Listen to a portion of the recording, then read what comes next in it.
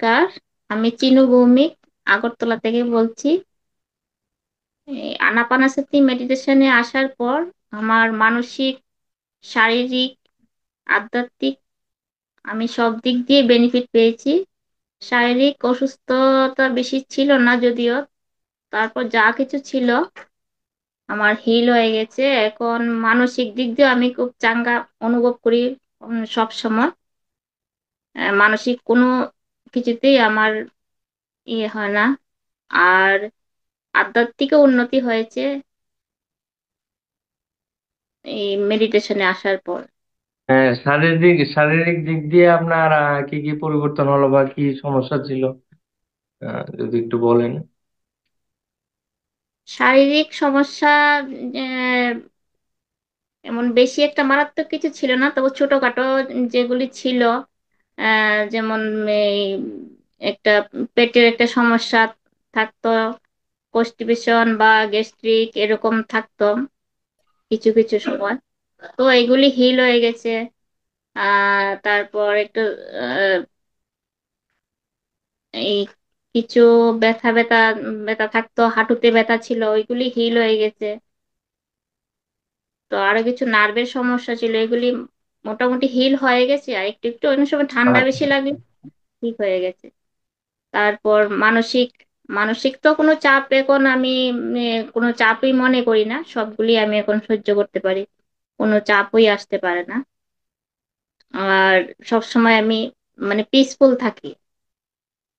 তারপর আধ্যাত্মিকও আমার উন্নতি হয়েছে। এখন যে পূজা দিতে হবে, এই আগে একটা ছিল 10টা 12টার মধ্যে আমার পূজা দিতেই হবে, না হলে আমার একটা মানে একটা অস্বস্তি পাপ লাগতো, একটা পূজা পাপ পাগল হয়ে লাগতো। যাবে।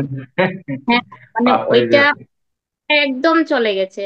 এখন যেমন আজকে আমার যেরকম একটা স্থিতি হয়েছে, সারাদিন একটা ঊর্জা ফ্লো হচ্ছে আমার মধ্যে। তারপর এই যে ত্রিকূট, এই যে শিবলিঙ্গ যে কালকে সোমবারে যে শিবের পূজাটা করতে হবে, বেলপাতা দিতে হবে, ওইটাও আস্তে আস্তে চলে যাচ্ছে। আহ মানে আমি ধ্যান মনে হচ্ছে যে এখন আমার ওই ত্রিকূটের মধ্যেই আমার মনটা যখন চলে যায় তখন এটাই শিবলিঙ্গ, ওইটা আমার অনুভব হচ্ছে। আজকে সারাদিন এটাই মানে মনে হচ্ছে যে কালকে আমার শিব পূজাও আমার হয়ে যাবে ভোরবেলা ধ্যানে।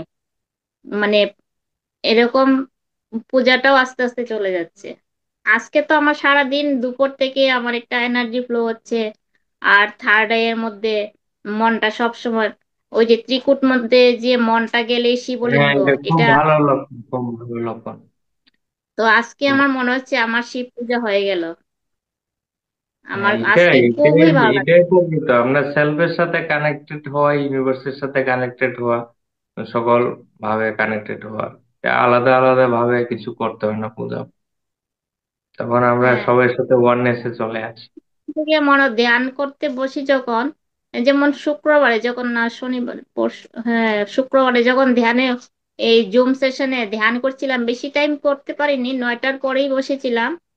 তো আর মনে হচ্ছে আমি ওয়ার্ল্ড, এরকম মনে হচ্ছে। শুধু এই থিঙ্কিংটা আসছে, আমি যে জুমের যে মিউজিকটা শুনতে পাচ্ছি, আর হুম। পুরা বডিটা মনে হচ্ছে একটা ওয়ার্ল্ড। আমি বডিটা যে হাত পা আছে আমি এটা কিচ্ছু বুঝতে পারছিলাম না। মানে এখন এটাই অহম, যে বলে অহম ব্রহ্মাস্মি তত্ত্বমিসি, আমরাই ব্রহ্ম, আমি সেই, আমাদের মধ্যে ভিন্নতা নেই। এটাই তো পত্রিজি বারবার বলেছে। ধ্যানের যে করতে করতে অনুভূতি আসে, ভালো অনুভূতি বা একটা ডিপ লেভেলে, তখন আমাদের অনুভব হয় এই জিনিসগুলা, অহম ব্রহ্মাস্মি, আমি সেই ব্রহ্ম।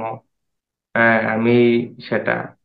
তো বাইরে আর কিছু নেই, আমার মধ্যেই সবকিছু, এবং আমি সকলের মধ্যে উপস্থিত আছি।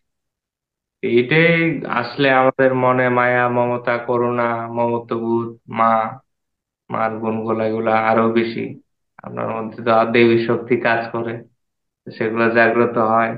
তখন নলেজ তো আপনার মধ্যে অনেক আছে, সেগুলো উম, প্রকাশ করতে হবে, বের হতে হবে। এই আর কি। না, এখন ওই যেমন এই 20 তারিখে ধর্মনগর গেলাম, ওইখানেও আমি কিছু প্রচারও করে এসেছি। আর একজন ভালো একজন দিদিভাইকে পেয়েছিলাম, ওনার নাম্বার নিয়ে এসেছি, ওনার সঙ্গে কানেক্ট হব। খুব ভালো ওইখানে। তো একটু সময় লেগে যেখানেই যাই আমি এই শুধু ধ্যান সম্বন্ধেই কথা বলি।